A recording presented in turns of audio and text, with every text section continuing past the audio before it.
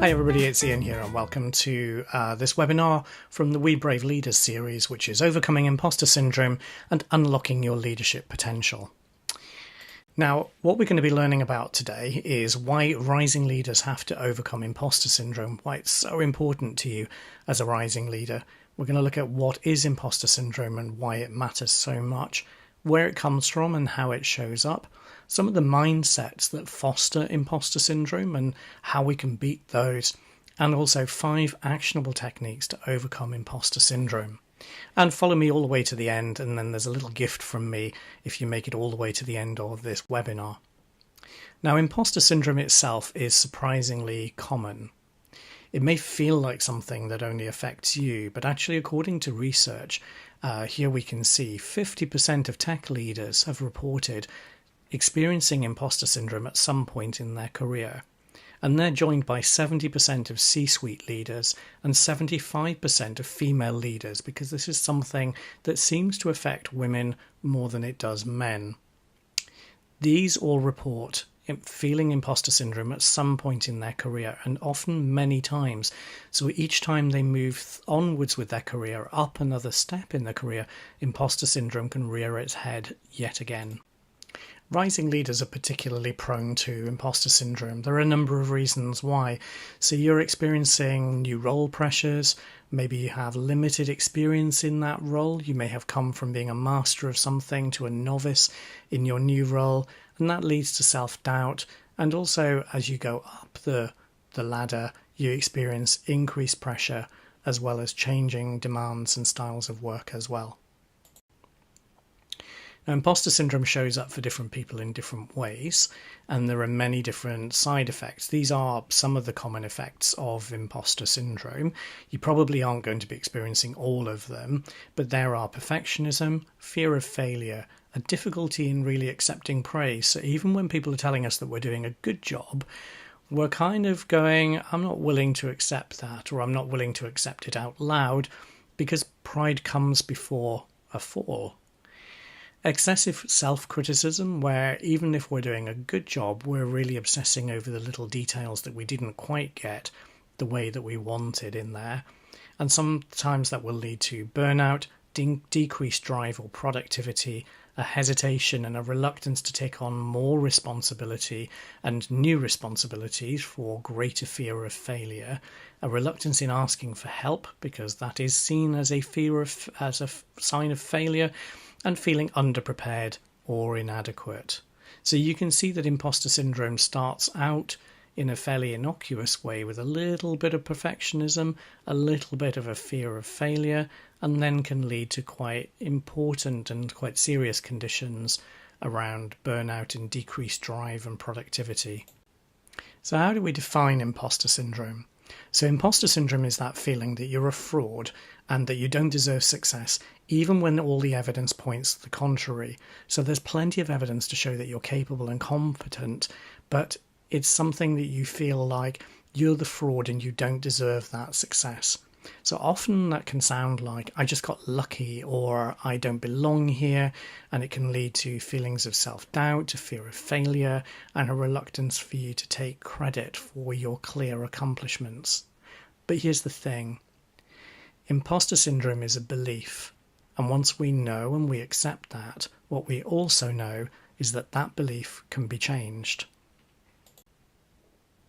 Now, imposter syndrome loves rising leaders in particular, so people who are growing in their careers, either stepping into a brand new role or contemplating taking on a more senior position.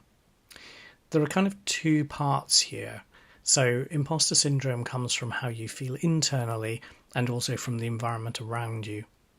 Now, internally, you're going through a period where you may be moving from master to beginner all over again. And that's going to be hard. You've probably built your reputation on knowing lots of things. So stepping into a brand new role where everybody around you seems to know more than you is always going to be a difficult thing to do. And that can lead to feelings of being unprepared, being inadequate, which is particularly difficult if you've built your reputation on being super prepared and always on top of your game. And of course, as your team size grows, it's no longer possible to be in the detail and the weeds of everything that's going on. And that loss of control, that feeling that you can't control every part of what your team is doing, can also be a real challenge for rising leaders. And the second part comes from the pressure of things around you. So increasingly we have a competitive work environment. If you don't want to take this job, there are plenty of others who would. You probably had to fight quite hard to get the job that you have, and you're probably working hard in order to keep it. There are high expectations, and as we go up in leadership ranks, quite often the level of support kind of just fades away in there. So you may be feeling more vulnerable because you can't be quite as open with people about the things that you find difficult. So where does imposter syndrome actually come from? So it comes from, we think, 3 different sources. So the first is around early life experiences. So in your earlier life, when you were a child growing up, you may have experienced perfectionism.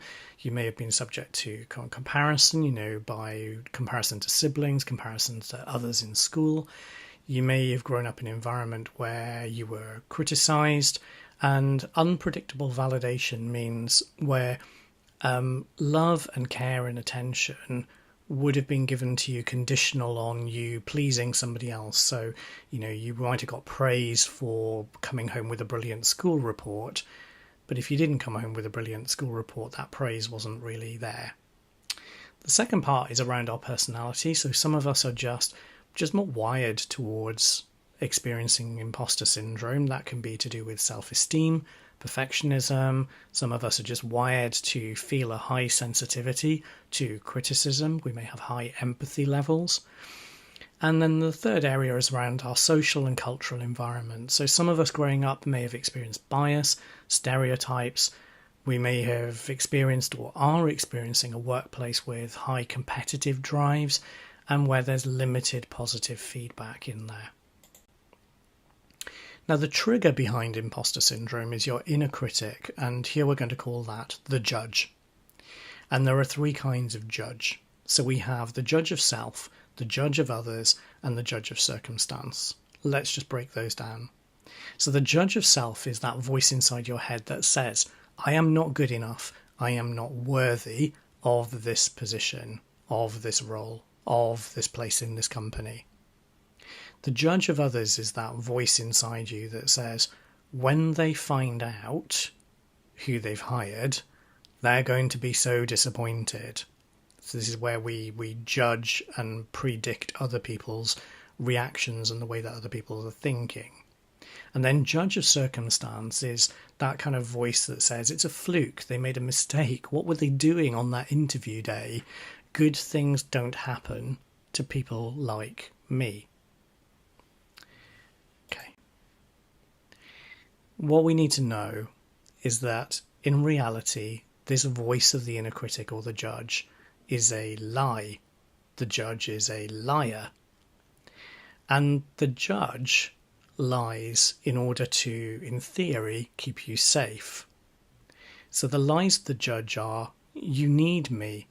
I am there and I say these things to you in order to protect you and to keep you safe from harm, physical harm or emotional harm. And without me kicking you up the backside, you would become lazy and ignorant. That's why I do these things to you. That's why I make you feel this bad. But I do it because I will keep you safe from danger and safe from harm. And the primal wiring in our brain is always to keep us safe from harm. But what we also know is that the reality of the judge is far from that simple premise of I will keep you safe, because what the judge does is keeps you within the boundary of what you already know, because what you know is safe, prevents you from taking calculated risks, in there holds you back from your true potential, because the future is scary, because it's unknown, and the judge focuses always on everything that is wrong, and very rarely on anything that is right. Now, the judge and the inner critic actually comes from a really ancient part of our brain. We've got a little cutaway here.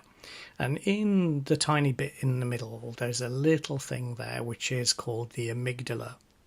Now, it's thought that the amygdala was developed as a kind of threat response detector type thing, and from days when you may have had to escape a saber-toothed tiger when you were out hunting far from the cave. The amygdala doesn't really do very much in the way of thinking. It's just there to instinctively sense danger and threat. And then what it does is it kicks off a chain reaction in which two hormones are secreted. And those are adrenaline and cortisol. And you've probably heard of both of them. Now, adrenaline, the role of adrenaline is to increase our heart rate, to prime our muscles, create a form of stress which actually limits our thinking and focuses on escaping from a saber-toothed tiger. And cortisol numbs the pain. Really handy if you need to escape from a saber-toothed tiger. Most of us in our office don't actually need to do that these days. And the thing is, adrenaline and cortisol take a while to flush through the body. And when they don't flush through properly, they're actually toxic for our organs and for our living being. So generally speaking, if you need to escape from a saber-toothed tiger, you need to get out of danger quickly. All of this is a really good part of your brain. But on a day-to-day basis in the office, this is not a great way of thinking. And the inner critic, or the judge, conspires with things which we call saboteurs to stop us from growing. Now, saboteurs are kind of personality traits, and they come from strengths, but they're kind of like strengths that are overused. And they have three motivations. A motivation of independence. I'm going to keep myself safe by keeping my distance from others. Acceptance, which is I'm going to keep myself safe by being accepted into the tribe because it's always safer in numbers. And then the motivation of security for the same thing. And they show up in different ways for different people. We're showing you 9 saboteurs here on this grid. But what they do is limit our thinking. So at a point where we need to be at our most creative, the saboteurs narrow our thinking down, which really accentuates that feeling that comes from imposter syndrome. Now, the ancient part of our brain is all about fear and threat and keeping us safe. So when we want to summon up creative responses, we're not going to get that from the left part of the brain. That brainstem, the limbic system, is there simply to keep us safe. It's not the place where we're going to get our most creative thoughts and the solutions to our problems. But we're not going to be able to do that with the left part of our brain. What we need instead is to increase and generate energy from our sage brain. Sage brain is in the right hand side of our brain. It comes from an area called the middle prefrontal cortex, and it's about empathy circuitry. And empathy circuitry allows us to be able to think wider than just ourselves, look at the circumstances around us, look at the behaviour of others, and then through that to find creative solutions through challenges that we face. So here's a question for you which is true. This thing is bad. I want you to think of a challenge now that you have in your work life at the moment. Which is true? This thing is bad or this thing is good? Give you a moment to think. This thing is bad. This thing is good. Now, the answer between these two is whichever you believe comes true. Let's just deconstruct that for a moment. So if you look at a circumstance in there that you have going on in the office at the moment and you believe that this circumstance is bad, then your brain will lock on to everything that is bad and negative about those circumstances. It is very likely to look backwards and forwards, so it's likely to go back to who was to blame for this, why was this not predicted, and it's likely to look forward into this is going to be a disaster, all the terrible things that are going to happen as a result of this. And the reality then is that all your actions will be focused around that negative backwards and forward sense. If we believe that something is going to be good, then our energy instead is focused more optimistically on the things that we can do rather than the things that we can't do or didn't do as well. So whichever you believe, this thing is bad or this thing is good, will come true. So let's bring it to life then with an example of Sarah. So Sarah, recently promoted in the tech company to a managerial role. Her first leader of leaders role, has always struggled with imposter syndrome. And despite being highly qualified on paper, she's constantly felt like she wasn't capable of leading her new team. And her inner judge, so her inner critic, kept reminding her of every small mistake that she made, and to the point where she regretted having taken this new leadership role that she had been awarded. And her saboteur, which is called the hyperachiever, was demanding perfection, was telling her that the only way that she could earn the respect of people around her was by achieving more. And she was worried that her team would see her as unqualified, and then she feared failure at every turn.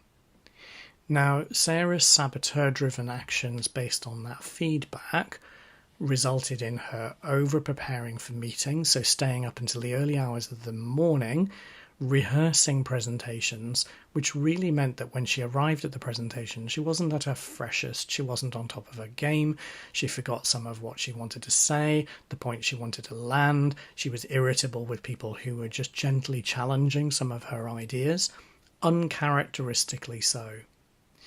She also tried to avoid difficult conversations with members of her team for fear of saying the wrong thing, for fear of upsetting people, and even when things were going right for her, when projects were landing on time, she dismissed those and put them down to just sheer luck, that something dreadful was going to happen just around the corner.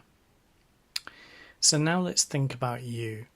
On your worst days, what kind of saboteur feels like it's your default behaviour?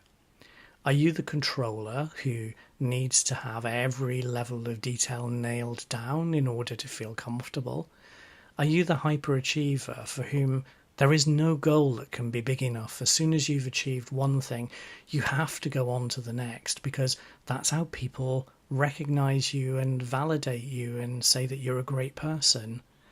Or maybe you're a stickler, so you're just on top of the detail. You're the person who goes around checking everybody else's numbers to make sure that they're right, because somebody somewhere will definitely have made a mistake. Or maybe you're the pleaser. You're that person who wants to make sure that everybody is happy, and so you're constantly spending your energy running around trying to find out what everybody else wants and what they all think about how you can make everybody happy. Maybe you're the hypervigilant, the worrier, the person who's always looking around the corner, trying to predict where the next level of danger is going to come from, where the next disaster is going to happen. Or maybe you're the restless person, that person who just can't sit still, and you're always thinking about where's the next party, where is it going on, why are people having conversations over there and you're not involved. Maybe you're the avoider. Maybe on your worst day, you're that person who just feels like, do you know what, if I just pull a paper bag over my head for a while and it'll all just blow over, and then hopefully I can come back when the storm has passed. Or maybe you're the victim, that these things always happen to me, good things never go my way. Or maybe you're the hyper-rational, so when you're put under pressure, you're the person who will argue with logic, even though you know deep inside that sometimes decisions need to be made with people in mind as well. The thing is, we all have really bad days, and we all then default to certain kinds of behaviours, and understanding those defaults and behaviours can be the key to overcoming what we think is going on is imposter syndrome, but actually what we need to do is gain control of those saboteurs instead. So here's your 5 actionable steps that we're going to look at now. So step number 1 is about spotting the lie of the judge, because if you can't hear the judge, you can't stop the judge. So if you want to beat imposter syndrome, you've got to be able to hear it. So the first thing is to hear the judge, hear the inner critic, hear the lie in there, and call it firmly a liar. You are not doing these things to keep me safe. Really. You say you are, but you are not. Because until we come to terms with wanting to call this a lie, we're never going to take the actions, truly take the deep actions that we need to overcome imposter syndrome. The second one is about recentering our brain at that point. So once we've seen the lie, we need to flush all those negative thoughts out of our head. So I'm going to give you a quick exercise now to try out. We're going to do this live on the call. So if you're comfortable right now, you can just close your eyes. And if you don't want to close your eyes, you can just gaze into the distance, unfocused in there. And you can take one hand and hold it like this. And you can take the finger of the other hand. And I want you to just start tracing a circle around that hand. Now, as you trace the circle around the hand, feel that different kind of like tingling as the finger is going around. And notice all the grooves inside the palm of your hand, the ridges, the whorls, as you go round. And you may notice that some parts of the inside of your palm are warm and some are cool to the touch. Notice the change in temperature as you move your finger around, and gradually make your finger run in smaller circles and smaller circles until you reach a point in the middle, and then stop. And then if you've closed your eyes at that point, then you can come back to me. Okay. So that is just one of many very simple centering techniques. Will just allow you to recenter your brain, ready to kind of take some really sage action, but also to calm our breathing down as well, which is quite important in there. We need to kind of oxygenate everything as we go through this. Step number 3 here is about empathizing. So one of the things with imposter syndrome is that we're very critical of ourselves, and what we need to do is to develop greater levels of self-empathy. Now, the strange thing with people with imposter syndrome is that quite often if they saw somebody else in the same amount of pain, they would rush over and comfort and try to help them. But you're unlikely to do that with yourself. And why?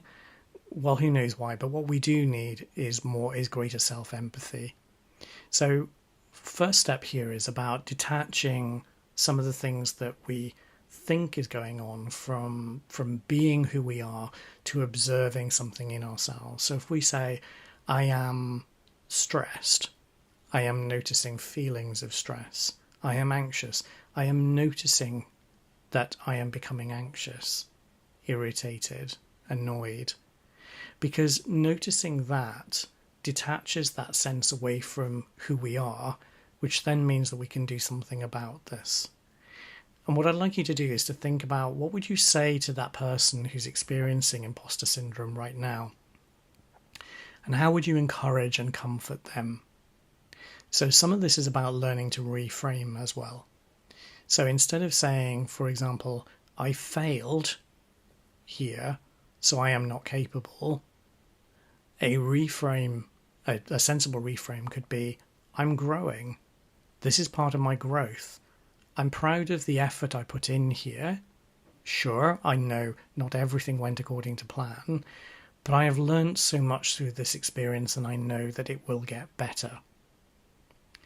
That reframe from I failed, so I'm not capable, through to I am growing is what it takes. Step 4 is about celebrating our achievements. So here this one is as simple as taking a notebook. I've usually got plenty around. Let's have a look on the desk. A nice one here, red and black. Hold it up to the camera, one of these. And you can create in one of those a simple success log. So every day you just note down one thing that went well, one thing that you learned, and one way that you helped somebody. The act of writing it down is super important here, because the speed at which we write and the speed at which we think are quite different.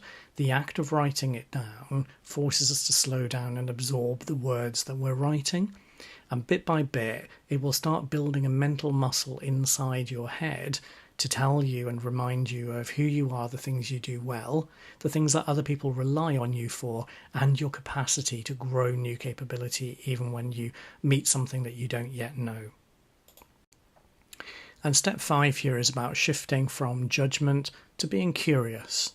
So instead of labeling something as just being bad, or I am bad, or I am inadequate, or I have failed, and quite often this is for people who, if you're really sensitive to feedback, for example, instead of feeling I am inadequate, or I take that feedback quite literally, evoke curiosity. So curiosity instead asks questions around the experience. So what can I learn from this? What's the opportunity? What new perspective is somebody giving me? Remember, I can take a perspective, I don't have to act on it, but what new perspective are they giving me? And what new learning and what experiments can I try as a result of this? So let's recap what we've covered, because time is zipping away. Why rising leaders must overcome imposter syndrome, what is imposter syndrome and why it matters, where it comes from, how it shows up, critical mindset traps and how to beat them, and 5 actionable techniques for you to overcome imposter syndrome. Now, what you can do from here on in is you can apply what you've learned today and just go for it. Try any of these things, watch the webinar again, or even better is book some time with me. So I have a service where we can have a 30-minute Zoom session, and live in that session we will go through an assessment of your individual saboteurs so I can help you understand which ones are more prominent for you and how they impact your imposter syndrome. And then some quick strategies for overcoming imposter syndrome for good. That's completely free. I'm going to show you a link in a moment to my diary, and you can book that in, and in 30 minutes you'll come out much better informed with no obligation. But here's the thing. 90% of everybody who's watching this webinar will take absolutely no action. We know that from research, because your imposter syndrome is already telling you that you can't fix this. Imposter syndrome is part of you and that you need to live with it forever. And I have to say to you, that's so not true. So don't be part of the 90%. So let me help you out even more. And within 48 hours, if you ask for my support in 48 hours, and I'll show you in a moment how to do that, I will give you my Braver Leadership Workbook for free. So normally I can sell that for $47. I just want to start you on your journey to be a braver leader by giving something away. And here are the links that you need. So the QR code on the left hand side is for my Brave Leadership Workbook. So now's the time to just grab scan of that one. And then the QR code on the right hand side is if you want to book yourself a 30-minute assessment of your individual saboteurs. Whilst I'm on that screen as well, just draw your attention to my podcast series, We Brave Leaders podcast series, with more actionable tips around imposter syndrome and various things around that as well. Okay. And there you have it. So our time is up for today. I hope you've enjoyed this seminar on the We Brave Leaders series, which is all about overcoming imposter syndrome and unlocking your leadership potential. My name is Ian Brown. I hope to see you again soon. Bye for now.